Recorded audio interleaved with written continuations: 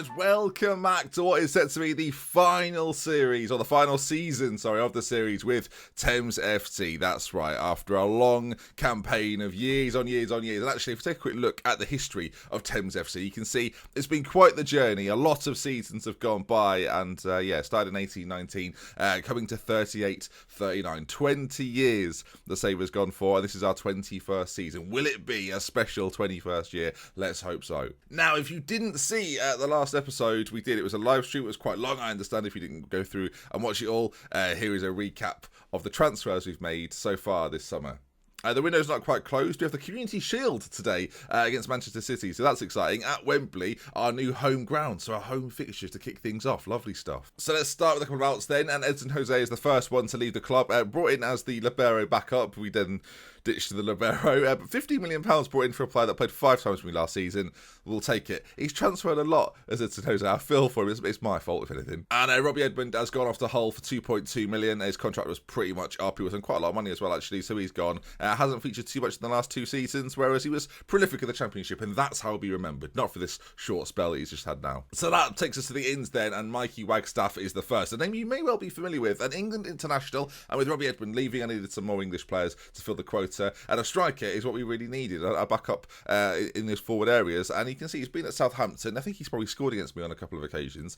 Mikey Wagstaff, though, not a superstar, not amazing, but experienced Englishman with caps under his belt. That's exactly what I wanted, that's exactly what I got. Now things get real exciting. Again, if you missed the live stream, you won't know about Renato Furtado. Some people are saying we should call him Nelly, which I do like a lot. Nelly's a really good suggestion for this guy, because obviously Nelly Furtado, I like it. For now, ignore the red arrows and focus, not the planes, and focus on the attributes he's got in his locker. You can see we've got ourselves a very, very, very capable right back, a world-class right back in my opinion. Physically very, very good, positioning superb, great leadership abilities. His mentals overall are very, very good. Marking, tackling solid, as well as decent crossing ability in the forward areas.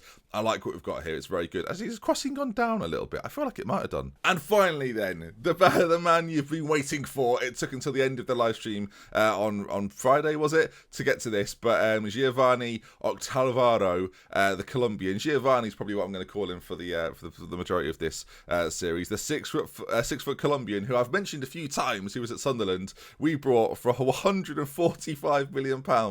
Worth saying, it wasn't £145 million up front. It was a lot up front, around 90 up front, and then the rest over 3 years. But we've got ourselves, in my opinion, the best centre-back, or the most well-rounded at least, centre-back in the game. So I'm quite happy with that. Ball-playing defender, and that's where I'm going to play him. Attacker. I mean, look at his technicals. He could play anywhere, really. He could play, apart from striker, I dare say he could do a good job anywhere else on the pitch. Central midfield, certainly. And, welcome then. A lot of money to be spent. 148 million, or 145 million, sorry, is a lot of money to spend on one man. But we've done well. I could just look at him all day. Hopefully he doesn't get injured for the year. That would kill it. And I've got to be honest, folks, with a signing that big, that's pretty much it. £176 million spent. Balance sheets are... Let's introduce you to the tactic and the team for today's game. Oh, dear. Yeah, it's not good. All right, it's not good. I will admit that's not good. I'm still trying to sell Herzog, maybe Thorbendorfer as well. One of them kind of has to leave to balance everything out a little bit, and I still really need a central midfielder to bring in. Dominic Culloden has got an injury at the moment, as has Ben-Hur. Not ideal. Ronaldo Skeet's back in the side, as is Lazaro. Panic stations. Yes, that's right. Ortiz left as well on a free transfer. I don't really blame him. It's worth mentioning as well, actually, Bob and Ike also went on free transfers. Ike just has been replaced by a really good right back, and when you compare the really good right back to Ike, it makes more... I mean, I'll do it for you. I mean, you can kind of see what we're talking about if you look at that. Blue is the new player, green is the old. That's why. And Bob left. You probably didn't even realise he was here, but he's gone. So team-wise, going into this first game of the season, the Community Shield, a chance to win a trophy, viewers. I know, big time.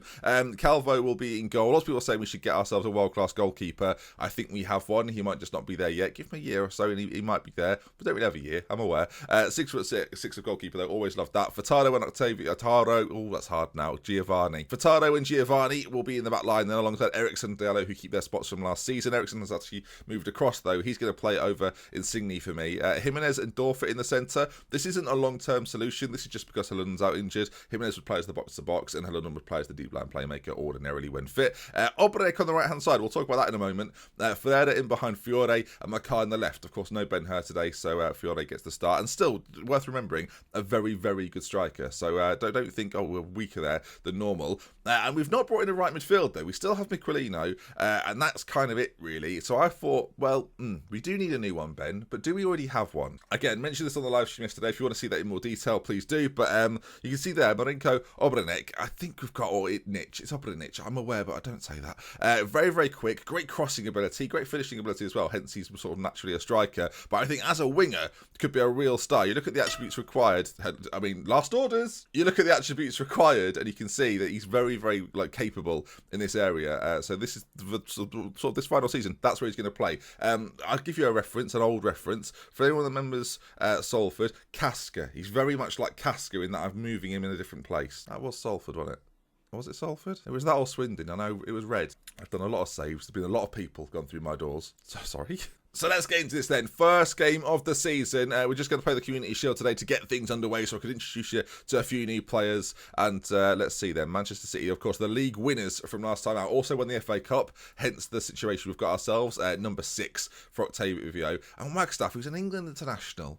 I mean, he's been around a little bit. Do I give him the sacred number 9? I've not had a number 9 for a long time. I'm not going to get the chance now, so he's having it. He can't believe it. He can't believe it. What an honour for Wagstaff. He's going to play a little bit now and again. Cup games, that sort of thing. But Giovanni at the back.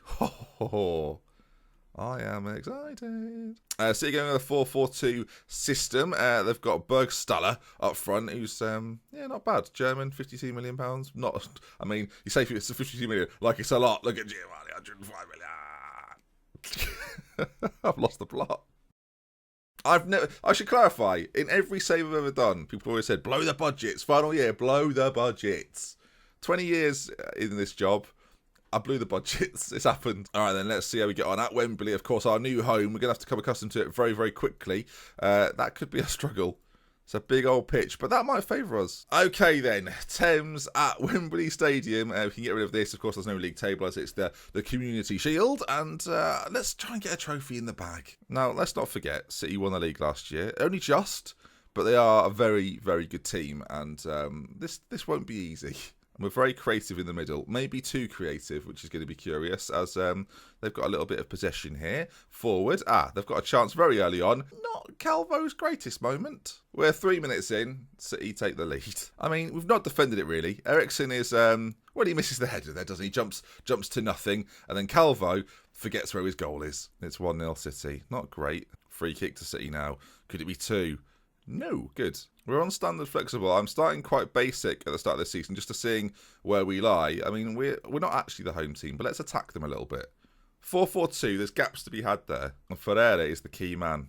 Well, this has been an exhilarating half of football. They've scored 1 goal after 3 minutes and nothing else. And that's half time. There's literally been nothing to report, viewers. Can't even make anything up. So there we are then.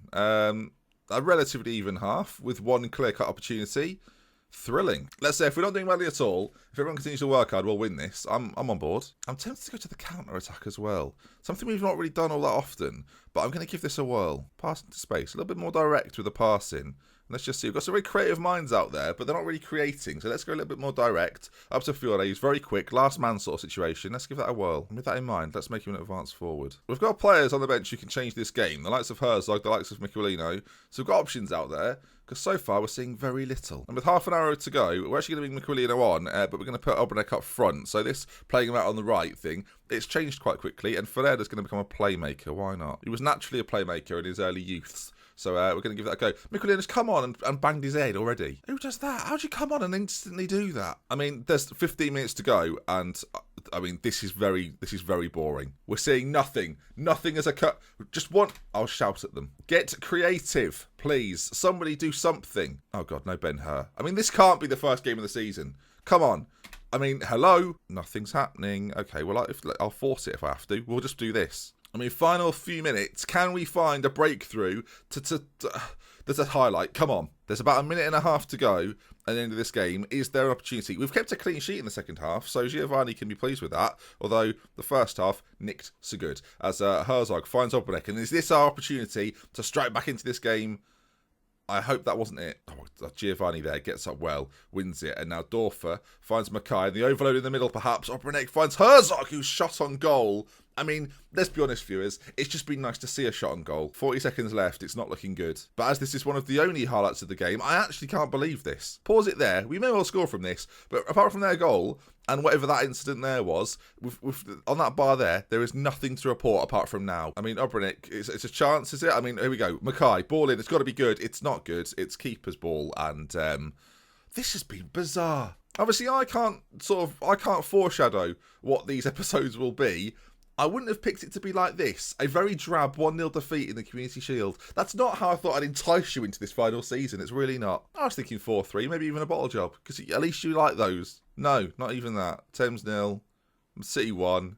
Another trophyless season is incoming, I feel. Let's face it, you don't want that to be your first trophy, do you? We're in that by default. Usually you're in that because you win something. We came second to get in that. Didn't deserve it. I'm not happy with the performance, though. They all look fired up, which is good because at the start of the season, Derby County, which will be the next episode. There are a few more days of the transfer window remaining, so I will let you know next episode what comes of that. But let me know what you think then on our £145 million man. Worth it? I genuinely think he is worth it. We've been talking about trying to get good centre-backs in for ages. I think we've got ourselves a very good one. The Ericsson injury, I'll be honest, makes it look like we should have just brought in 2 for 70 each. But these things happen.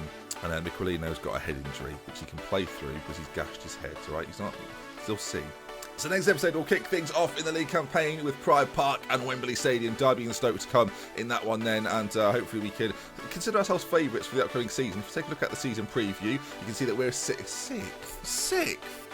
That doesn't matter. That doesn't matter. We've got 2 of the best defenders in the league. But hopefully you'll join me for it then. Hopefully Ben Hurt and Hullen will be back fit and ready to go as well. And that's going to be it then. And if you enjoyed today's episode, please do drop a like. If you want to see more, subscribe to the channel. And with this series coming to an end, remember the good times, not this.